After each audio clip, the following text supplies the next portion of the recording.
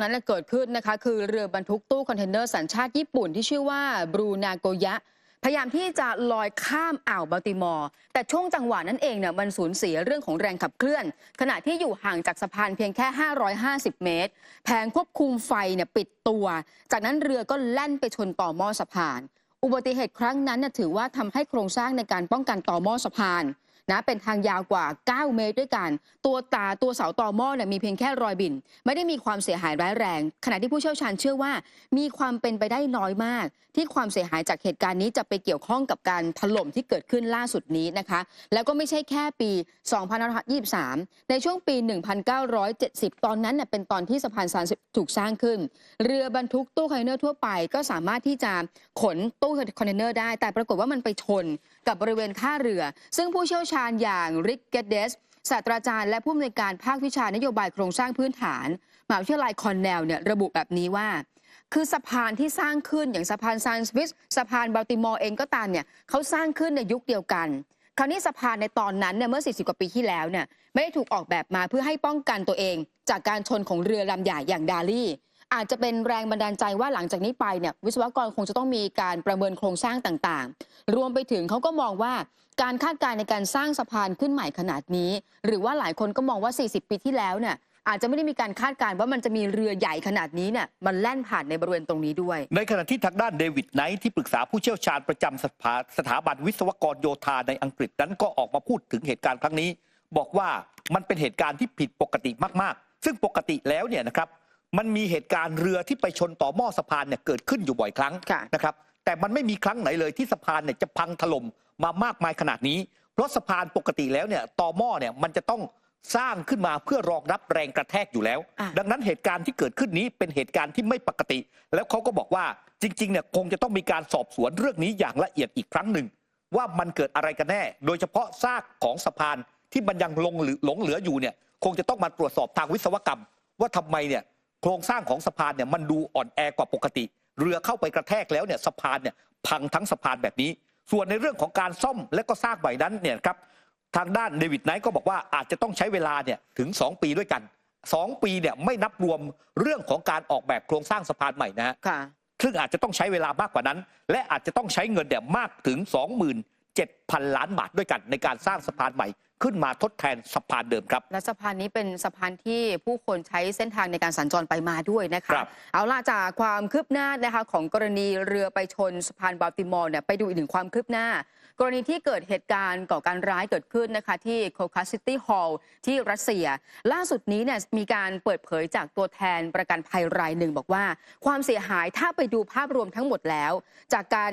โจมตีของผู้ก่อการร้ายถูกประเมินไว้ว่าน่าจะอยู่ที่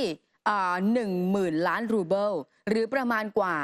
108 ล้านดอลลาร์สหรัฐแต่ว่าความเสียหายของผู้ประกันตนยังไม่ชัดเจนอาจจะมากหรือว่าอาจจะน้อยกว่านี้ซึ่งกระบวนการในการสอบสวนการตกลงในกระบวนการชำระหนี้ต้องใช้เวลาถึง2 ปีด้วยกันด้านกระทรวงเหตุฉุกเฉินของรัสเซียออกแถลงการณ์นะคะเรื่องของการปฏิบัติการช่วยเหลือไม่ว่าจะเป็นยุติในการที่จะ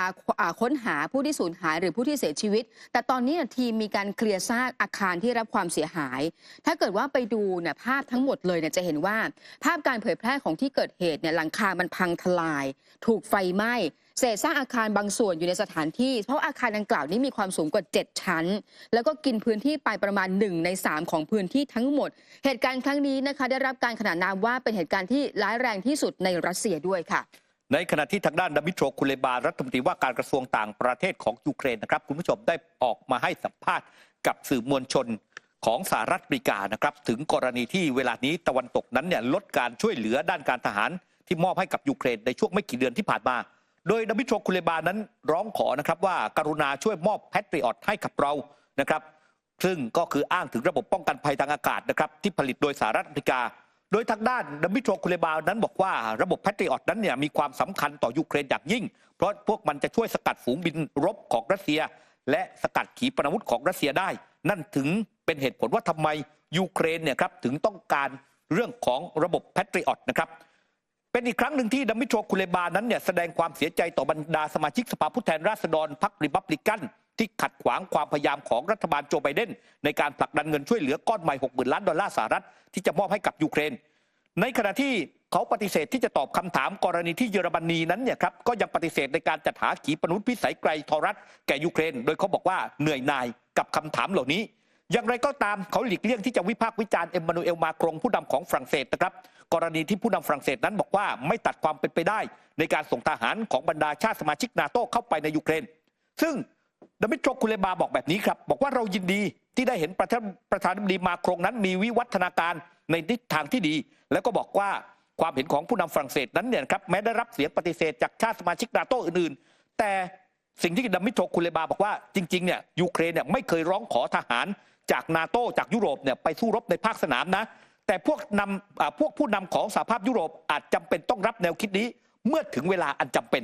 นะคูเลบาบอกว่าผมทราบดีว่าเหล่าชาติยุโรปนั้นเนี่ยไม่คุ้นเคยกับการทำสงครามแต่ยุโรปนั้น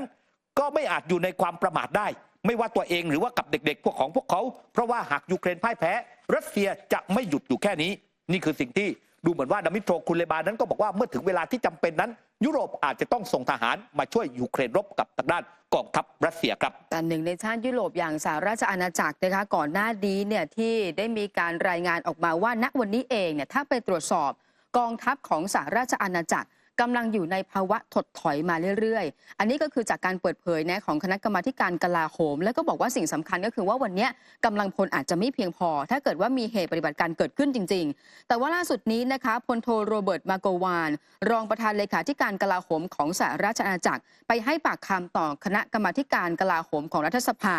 แล้วก็บอกว่าตอนนี้กองทัพเนี่ยขาดแคลนทรัพยากรอย่างรุนแรงอันนี้จริงโดยเฉพาะเรื่องของกระสุนถ้าเกิดว่ามันเกิดเหตุจำเป็นเกิดขึ้นจริงๆเนี่ยอาจจะไม่สามารถต้านทานได้โดยเฉพาะณวันนี้เงินที่รัฐบาลใช้จ่ายในด้านการกระสุนหรือว่าในการซื้อหากระสุนแม้ว่าจะเป็นจำนวนมากแต่มันยังไม่เพียงพอต่อภัยคุกคามต่างๆถ้าเราต้องมีการเผชิญวันนี้จำเป็นต้องมีการบริหารเรื่องของความเสี่ยงในการปฏิบัติการเนื่องจากว่าปัญหาที่เกิดขึ้นคือการขาดแคลนทรัพยากรแต่ว่าพลโทมาโกวานยืนยันว่า